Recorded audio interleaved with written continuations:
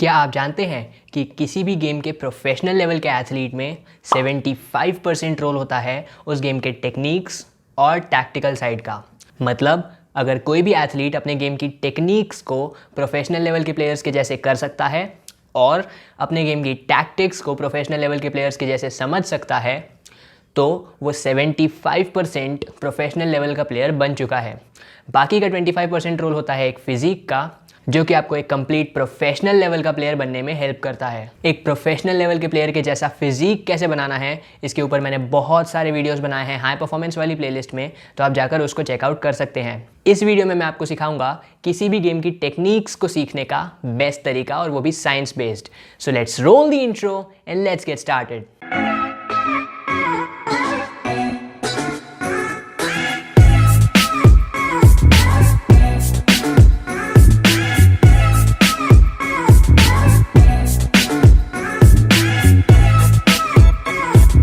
सबसे पहले तो एक ही वीडियो में हर एक स्पोर्ट की टेक्निकलिटीज़ को नहीं सिखाया जा सकता, इसीलिए मैं आपको 4 टिप्स दूंगा। आप इन 4 टिप्स को अपनी ट्रेनिंग में इंप्लीमेंट करो। इन टिप्स को अपनी ट्रेनिंग में इंप्लीमेंट करने के बाद आप किसी भी गेम की टेक्निक्स को सबसे ज़्यादा तेज़ सीख पाओगे। स्पोर्ट स्पेसिफिक टेक्निक्स वो टेक्निक्स होती हैं जो कि आपको सिर्फ एक पर्टिकुलर स्पोर्ट में करनी होती हैं। फुटबॉल का एग्जाम्पल लेते हैं। आपको एक बॉल को रोकना होता है, उसे ड्रिबल करना होता है, पास करना होता है, शूट करना होता है, क्रॉस डालना होता है, लॉन्ग बॉल स्विच करनी होती है। क्रिकेट में ऐसे ही आपको बैटिंग करनी होती है, बॉलिंग करनी होती है, फील्डिंग में बॉल को पकड़कर और फिर थ्रो फेंकना होता है। और इसी तरह की अलग अलग टेक्निकलिटीज़ होती हैं जिनको कि आपको प्रिसीजन के साथ में करना ज़रूरी है। प्रिसीजन का मतलब है कि अगर बॉल को एक पर्टिकुलर पॉइंट पर जाना चाहिए तो उसको सिर्फ वहीं पर भेजोगे, ये चीज़ होती है प्रिसीजन। अपने गेम की टेक्निकल मूवमेंट्स को प्रिसीजन के साथ में करने में हमें थोड़ा सा समय लगता है, क्योंकि हमारी बॉडी की सारी मोटर मूवमेंट्स हमारा नर्वस सिस्टम कंट्रोल करता है, और नर्वस सिस्टम को किसी भी मूवमेंट को सीखने और उसे शार्प करने में समय लगता है। धीरे धीरे किसी भी स्पोर्ट स्पेसिफिक मूवमेंट को आप करते करते सीख जाते हो। इसी के साथ में समय के साथ में वो मूवमेंट और ज़्यादा शार्प होती जाती है।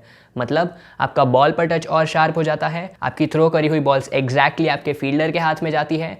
इसी तरह से अगर आप कोई सा और स्पोर्ट खेलते हो तो उस स्पोर्ट की टेक्निकलिटीज़ भी समय के साथ में और जैसे जैसे आपका नर्वस सिस्टम ट्रेन होता जाता है उसके साथ में और ज़्यादा शार्प होती जाती हैं। अब बात करते हैं कि टेक्निकलिटीज़ को कैसे ट्रेन करना चाहिए। सबसे पहला टिप है start wherever you are. देखो, एक कंप्लीट बिगिनर और एक प्रोफेशनल एथलीट के लेवल में बहुत ज़्यादा अंतर होता है। अगर आप एक और भी ज़्यादा बेहतर प्लेयर बनना चाहते हो तो उसकी शुरुआत करने का सबसे अच्छा समय अभी है। इन चीज़ों को सीख लो और अपनी ट्रेनिंग में ले जाओ। टिप नंबर 2, और ये है ट्रेनिंग। देखो, आपको एक प्रोफेशनल लेवल का प्लेयर बनने में हज़ारों घंटों की प्रैक्टिस लगेगी, और ये चीज़ अनडिबेटेबली सच है।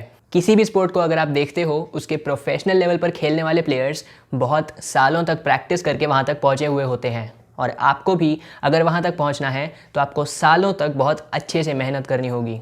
अपनी स्किल्स को बहुत फास्ट डेवलप करने के लिए आपको डेलिब्रेट ट्रेनिंग्स को करना बहुत ज़रूरी है। डेलिब्रेट ट्रेनिंग क्या होती है? देखो, ये एक ऐसी ट्रेनिंग होती है जो कि बहुत ज़्यादा पर्पसफुल होती है किसी भी गेम की स्किल्स को सीखने के लिए। मतलब आप इस इंटेंशन से ट्रेनिंग करते हो कि आपको अपनी स्किल्स को बेहतर बनाना है। हर एक रेपिटेशन, हर एक सेट सिर्फ और सिर्फ इसी एम के साथ में किया जाता है कि आपको अपने स्किल्स को बेहतर बनाना है। इसी के साथ में इस ट्रेनिंग के एक एक सेकंड में आपका मेंटली फोकस्ड होना बहुत ज़्यादा ज़रूरी है, क्योंकि आपका मेंटल फोकस आपके नर्वस सिस्टम को और ज़्यादा तैयार करता है किसी भी मूवमेंट को सीखने के लिए या सीखी हुई मूवमेंट को और ज़्यादा अच्छे से करने के लिए। पॉइंट को समराइज़ करते हैं। आपको ट्रेनिंग करनी होगी, बहुत लंबे समय तक करनी होगी, और हर एक ट्रेनिंग सेशन को डेलिब्रेट करो। इस इंटेंशन के साथ ग्राउंड में उतरो कि आपको एक बेहतर प्लेयर बनकर बाहर निकलना है। ठीक है?